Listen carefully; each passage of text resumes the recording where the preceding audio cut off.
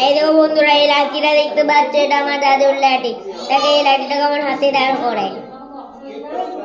এই দেখো এই দেখো পড়তে পারছে।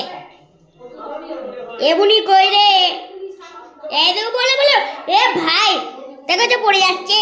আর পরে খেলছি, দাঁড়াও আবার একটু। দাদুকে লাঠি লাঠি, এটা দাদু তোমার লাঠি। দেখো দেখো লাঠিটা নাও দিলে।